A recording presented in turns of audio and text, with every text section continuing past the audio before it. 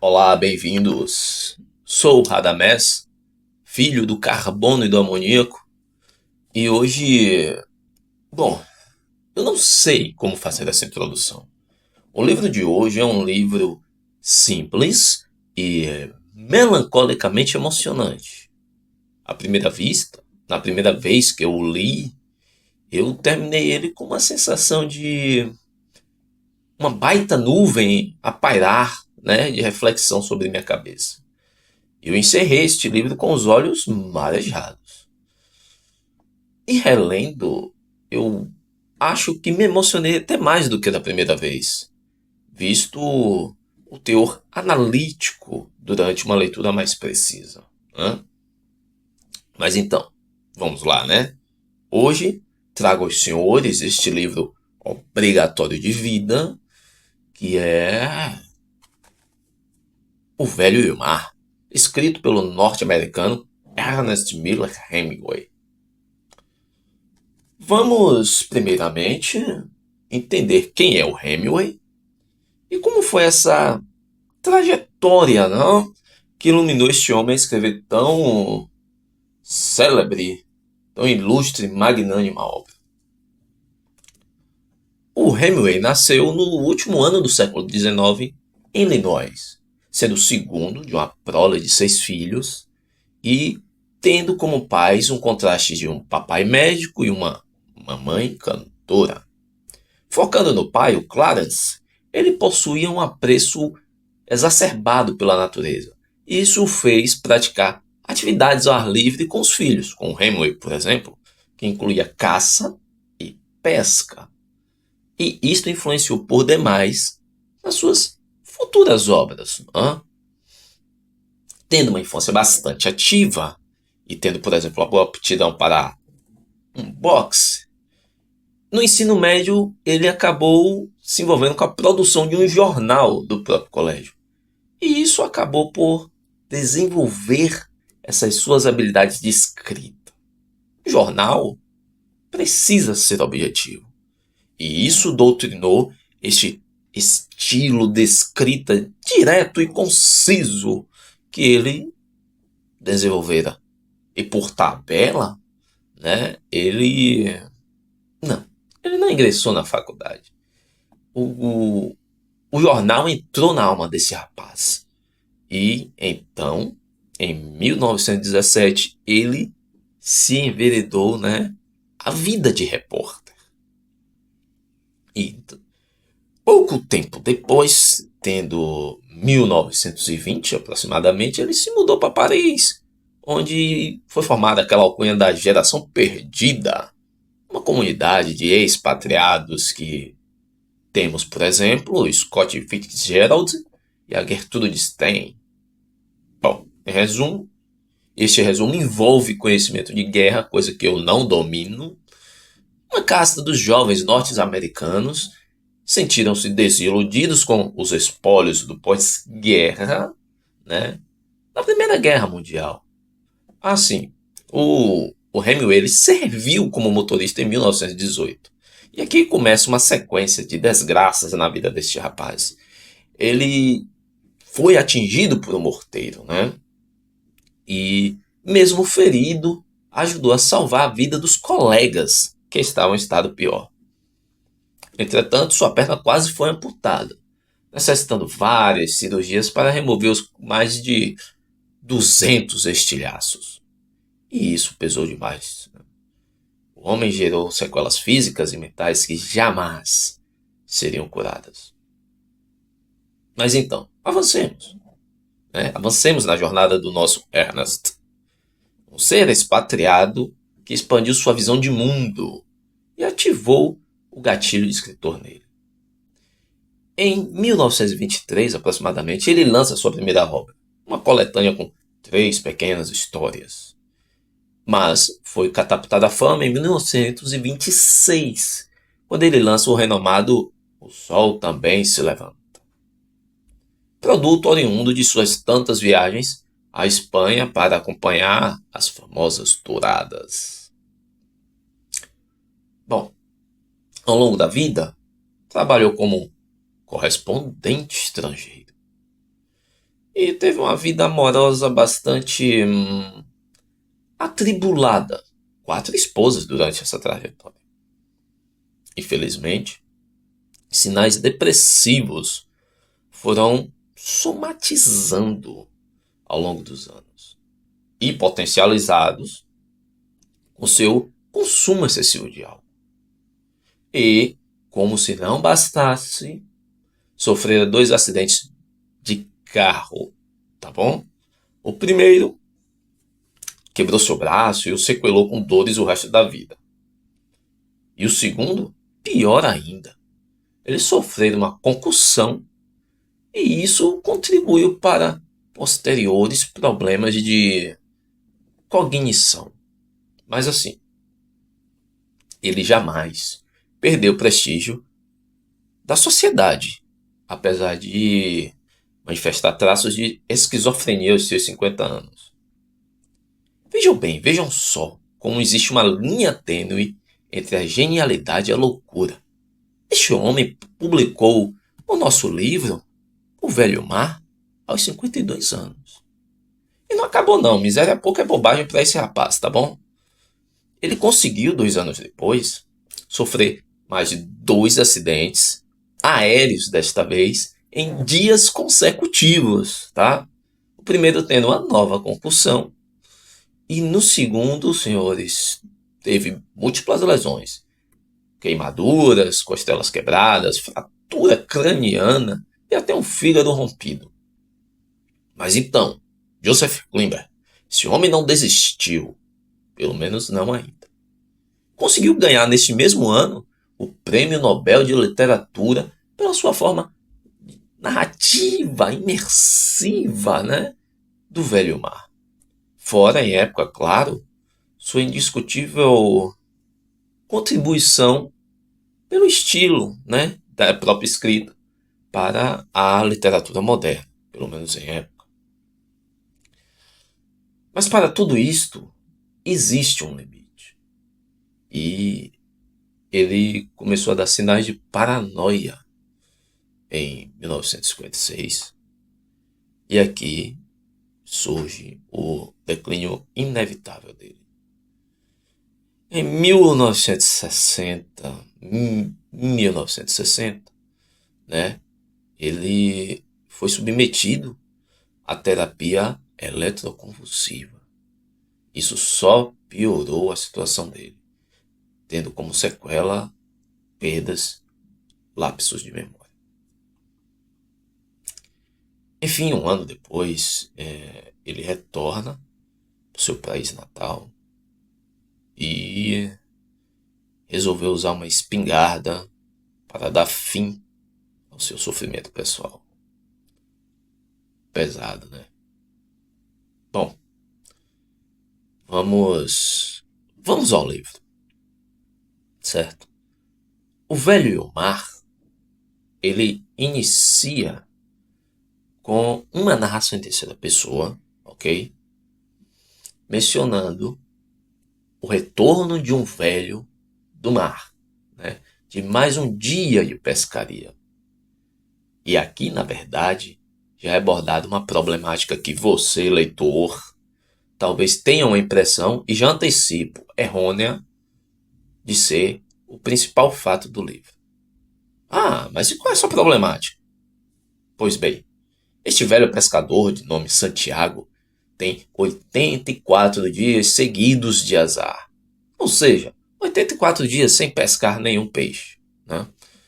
É dito também que nos primeiros 40 dias ele estava acompanhado do seu pupilo, assim por dizer, nome Manolim.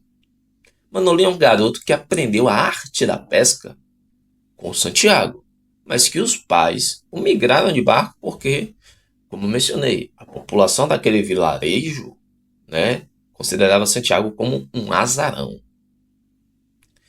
E aqui também o leitor já nota que terá muito termo referendo-se à linguagem do local, né? Que não é exatamente até então dito onde fica, mas é regido por jargões castelhanos, ou espanhol mesmo, enfim. O que sabemos é que esta obra ela tem uma total influência do fascínio do Hemingway pelo Caribe, seja a questão de ambientação quanto a própria pesca, coisa que ele praticava herdada do pai, né? Mas, ao longo da narrativa, né, com os referenciais e tudo, é dito que se passa em Cuba e pelas linhas do vilarejo tem uma pitada de pesquisa. A gente consegue ter a informação de que se passa em Kojima, um vilarejo a poucos quilômetros da capital Havana. Mas vamos voltar ao enredo. Santiago ele retorna da sua 84ª tentativa, como já citado, fracassado.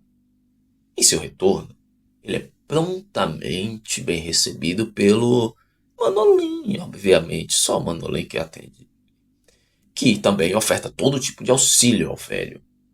E aqui você vai vendo, vai lendo e vai percebendo o quanto de respeito, amor, gratidão e, de certa forma, pena o Manolin nutre pelo seu, eu posso dizer assim, né, mestre. Manolin o ajuda a desembarcar, a guardar os pertences, e, de certa forma, alinhar uma agenda do pós-desembarque do Santiago. Né? Santiago, coitado, ele tem esse olhar pesado, né? Do fracasso, mas não da desistência. Mas assim, Manolin se inspira nele e ele se sente impelido a não desistir também para não decepcionar aquele que notavelmente o admira. Aqui, a este momento, um único deste vilarejo que tem esse apreço, né, pelo Santiago. Mas então, uma outra situação a ser analisada aqui é, desses 84 dias sem pesca, Santiago vive condições precárias, miseráveis, assim por dizer. Ele não tem o que comer na sua casa, por exemplo, carece de itens básicos, a necessidade de uma pessoa da idade dele. Detalhe, não é dito a idade exata, mas o Hemingway ele é tão bom, simples e preciso em descrever essas características. Tá aí um ponto. Ele não precisa escrever 5 páginas detalhando, sei lá, a cor do formato da cueca do cara, né? Para você visualizar quem é exatamente Santiago. Mas Santiago é um homem velho, maltratado, né? Castigado pela profissão e sua exposição diária ao sol e ao mar. Um homem magro, com rugas e pele seca, vestes desgastadas e com seu pequeno barco. E o Manolin, um rapazote, em final, sei lá, meados a final de adolescência. Pois bem, nos diálogos do Manolin com Santiago, você percebe um certo orgulho do velho em tentar não demonstrar fraqueza e o cuidado do garoto em não escancarar esta necessidade de suporte implícita que o Santiago necessita. Ele doa comida ao velho, justificando companhia, mesmo sabendo que, na verdade, o velho não tem de fato o que comer, né, na cabana dele. Santiago, ele, neste primeiro terço do livro, nós temos algo que eu chamo evoluções de objetivo. Né? Você não tem uma metáfora, e sim uma total imersão nos assuntos da necessidade e da companhia e também no peso da solidão. E todo livro tem esse método de subtexto emocional, talvez a maior arma de escrita do Hemingway. Mas, enfim, tendo toda uma programação para o dia seguinte, o Manolin se encarrega tá? Mesmo não podendo ir com Santiago para o mar, de fazer esse prognóstico, né? De fazer todo esse preparativo. E o Santiago aqui é importante. Ele dorme e sonha com os leões, brincando à beira-mar do continente africano. Local, quando jovem, ele visitou, né? E ele acorda e se sente feliz sempre com esse sonho. Ele ama toda a representatividade dos leões, né? Assim como ele ama o Manolim. E um outro detalhe também bacana é que todos nesse vilarejo apresentam uma simplicidade e despreocupação, visto que, por rotina, Santiago entra na casa do Manolim em plena madrugada para acordá-lo, conforme é requisitado, obviamente, pelo garoto. Então, hastes suspensas, café tomado, iscas embaladas e suas 4 varas de pescar postas. E aquele senhor se despede do seu pupilo mais uma vez. Ele, na promessa de, desta vez, voltar com um baita peixe. E o garoto, na convicção de que aquele homem detém tanta experiência que será impossível voltar de mãos vazias. Mais uma vez. Detalhe, né? Santiago é um homem que não gosta de levar muitos mantimentos. Considera desnecessário e que atrapalha na concentração da pescaria. Em alto mar, o Hemingway ele se utiliza de uma fidelidade no que tange a pescaria. Mas não se preocupem, eu não entendo de pescaria, tá? Porém, a forma como é descrita permite eu, você, leitor, entendermos claramente o que ocorre. Santiago, ele posiciona as 4 varas de pesca com linhas em profundidades diferentes. Essas profundidades variam entre 50 metros até 180, 200 metros. E à medida que o Santiago vai visualizando os outros barcos, temos uma imersão maior na personalidade do velho. Ele é um homem metódico, parado no tempo, crente de que seus métodos são os mais eficazes, né? E ele é resistente a mudanças. Não somente pelas condições financeiras, que fique claro, tá? Mas também pela força do hábito dele. A exemplo aqui, ele vai criticando a imprecisão dos jovens, a impaciência dos jovens, e você percebe que os mais jovens, eles conseguem pescar porque eles avançaram no tempo, né? Eles se utilizam das ferramentas, seja uma melhoria de barco, ou seja, do equipamento de captura. O Santiago, ele possui um esquife, um pequeno barco de madeira que tem aproximadamente aí 4 metros. E ele posiciona as varas de pesca na lateral. A solidão em alto mar faz ele conversar sozinho, ele se solta, ele se sente à vontade no mar, sabe? E em certa etapa, ele consegue pegar com uma das varas menores um peixe, né, um albacora, que servirá de isca para os peixes maiores. Olha lá. E assim ele a utiliza. E aqui chegamos à metade do livro. E aproximadamente meio-dia surge ele. Temos a cria, né? Que o nosso Moby Dick, entre aspas, que colocará à prova toda a expertise e tenacidade do Santiago.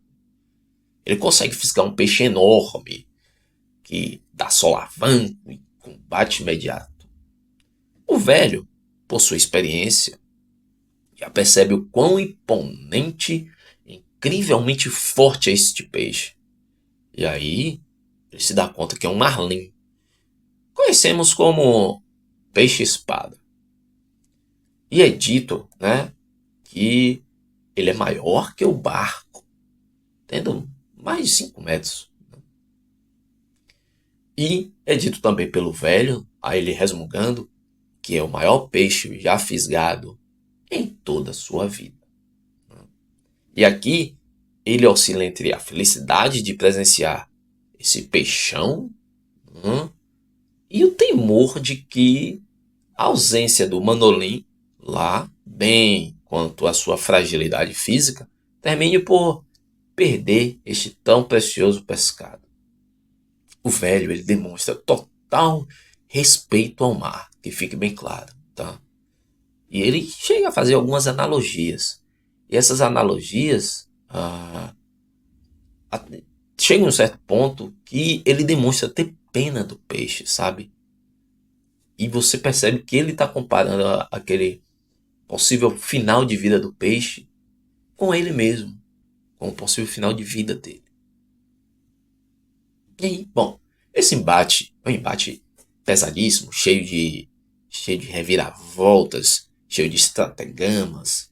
Levam 3 dias, né? E as duras consequências ele consegue pescar. Mãos, costas, feridas pela disputa de cabo de guerra. Né? O Santiago ele consegue cravar um arpão e finalizar esse peixe. E aí, neste segundo texto já do livro que avançamos, temos, para mim, como mencionei, uma segunda evolução de objetivo, que é a perseverança. O Santiago ele personifica a definição de força de vontade e determinação. Aquela luta incessante, mesmo com todas as adversidades impostas durante este embate. Aí você tem fôlego, experiência, tempo de descanso. Ao mesmo tempo que você torce pelo velho, você acaba se compadecendo, né, do Marlin.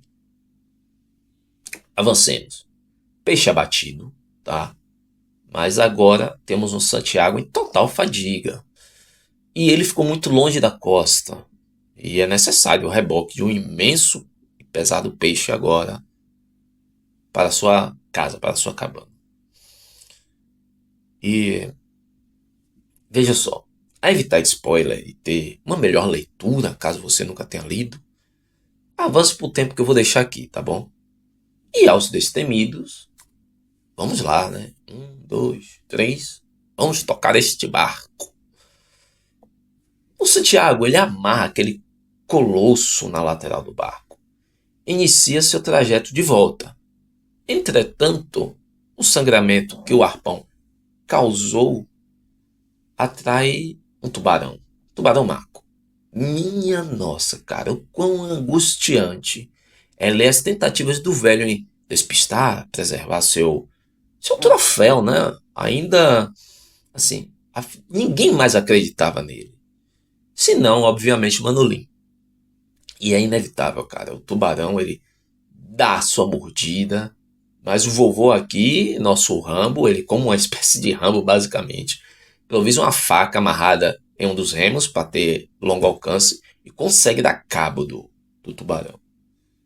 E aí, nossa, a mordida do tubarão aumentou aquele sangramento. Ele chega a dizer, nossa, comeu 15 quilos da minha carne. E desta vez atrai mais tubarões, né? Já de uma outra espécie mencionado, que são galhas negras. O que acontece aqui, no final das contas, é que à medida que o Santiago vai se esgotando, né? Vai também os recursos que ele vai utilizando também. Quando sua lança quebra, ele se dá conta de que aquele tão digno peixe terá um fim tão indigno, que é ser devorado pelos tubarões. Então, fisicamente exausto, emocionalmente derrotado, ele aceita essa sua situação com um tipo de dignidade triste, tá? O Hemingway, ele tem uma escrita muito tocante. E nesse embate com os tubarões, temos aqui, talvez para mim, o terceiro e a última evolução de objetivo. Simplesmente dignidade. Santiago, ele demonstra até arrependimento por ter pescado o Merlin. e não ter sido capaz de defender tão nobre carne não, perdão, tão nobre corpo. Sabe, algumas frases dele ecoam na minha mente, ficaram cravejados, especificamente duas. A primeira ele diz assim: não devia ter vindo aqui, nem eu nem você. Me desculpe, peixe.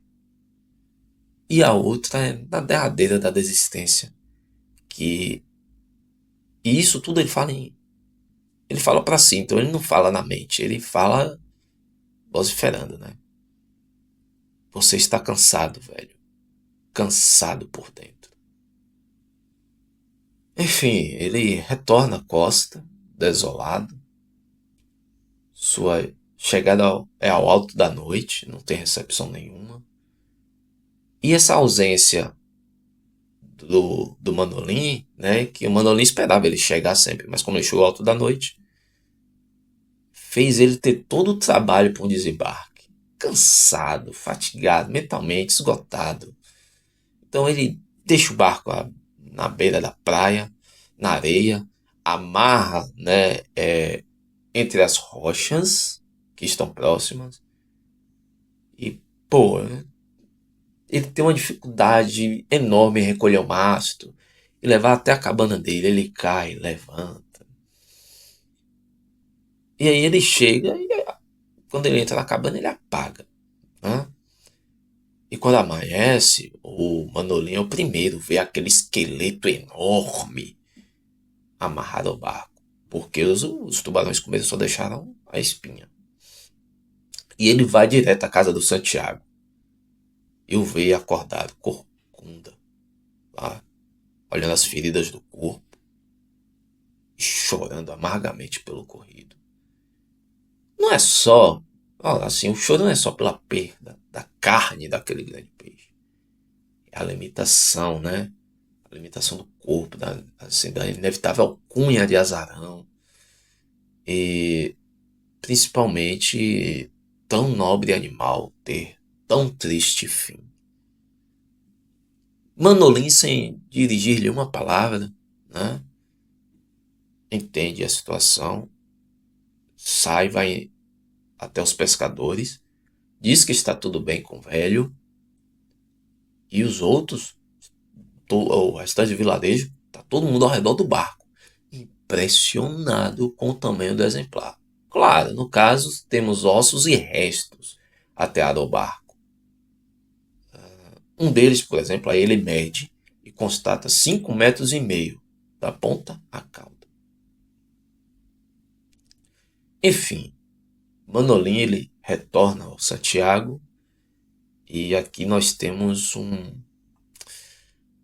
diálogo de consolação que você tem um avô e um neto basicamente. Quer dizer, basicamente uma ova, tá?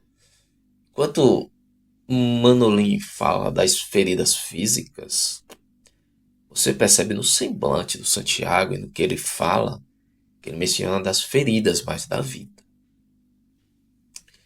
E após tamanha interação, é definido que o Manolim ele irá fazer o costumeiro preparativo para a próxima pescaria do velho, certo? E ele dorme e sonha com os leões, brincando à beira-mar do continente africano. Pois bem,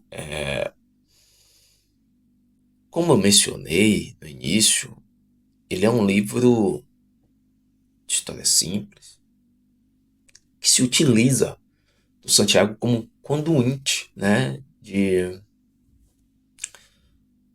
Então, ele mostra que até mesmo na derrota existe um valor, né? Tem a dignidade no percurso, na luta.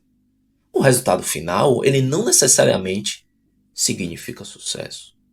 Visto que, por exemplo, você admira este velho, verdadeiramente você admira este velho, tá? Não pelos restos do Merlin, mas sim pelo esforço em pescá-lo e pela coragem do embate com os tubarões.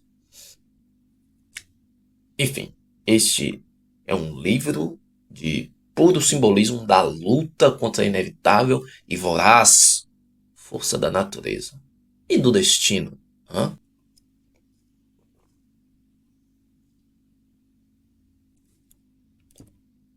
Ser velho não é ser obsoleto. E ainda que esteja, sempre existirá a oportunidade de superação e aprendizado. Obviamente dentro das limitações. E é isto que potencializa a necessidade de companhia e as consequências enegrecidas de uma solidão. Né? Talvez seja até um reflexo da própria persona do Hemingway, visto seu fatídico fim, poucos anos após a conclusão deste raríssima espécie literária. É uma obra-prima de um dos maiores escritores do século XX, sem sombra de dúvidas. Né? Então é isso, o campo de comentários está aberto. Tá? Sintam-se livres a dissecar o assunto. E gostando, dá um like. Não gostando, dá um dislike. Mas, assim, deixa escrito a motivação se for o caso, tá bom? Forte abraço. E quem sabe até a próxima sexta. Ou não, né? Fui.